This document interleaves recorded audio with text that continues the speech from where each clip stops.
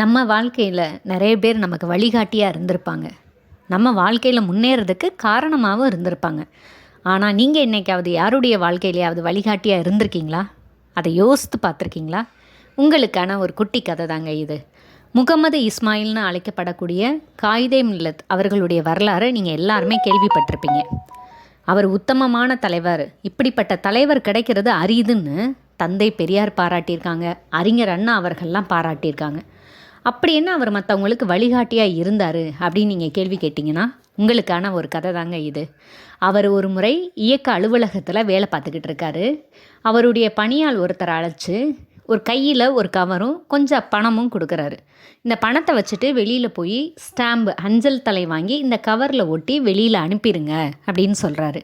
உடனே அந்த பணியாள் கேட்குறாங்க, நம்ம ஆஃபீஸில் தான் நிறைய ஸ்டாம்ப் இருக்கு இல்லையா, எதுக்கு வெளியில் போய் வாங்கணும்? இந்த பணத்தை நீங்கள் மிச்சப்படுத்திக்கலாம், நான் உங்களுக்கு ஒட்டி அனுப்பிடுறேன் அப்படின்றாங்க. உடனே காகிதம் இல்லை சொல்கிறாரு, இது நான் தனிப்பட்ட முறையில் எனக்காக நான் அனுப்பக்கூடிய கடிதம்.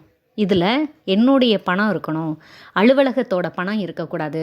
அந்த அதிகாரி என்னை நம்பி இருக்கிறாரு, நான் அவரை ஏமாற்ற மாட்டேன் அப்படின்னு சொல்லிட்டு அலுவலக பணத்தை பயன்படுத்த மறுக்கிறாருங்க. இந்த நேர்மை தாங்க அவரை சமுதாயத்துக்கு ஒரு வழிகாட்டியாக மக்களிடத்தில் பயணிக்க ஆரம்பித்தாருங்க. நீங்களும் மற்றவங்களுக்கு வழிகாட்டியாக இருந்து பாருங்கள், உங்கள் வாழ்க்கையில் வெற்றி பெறுவீங்க.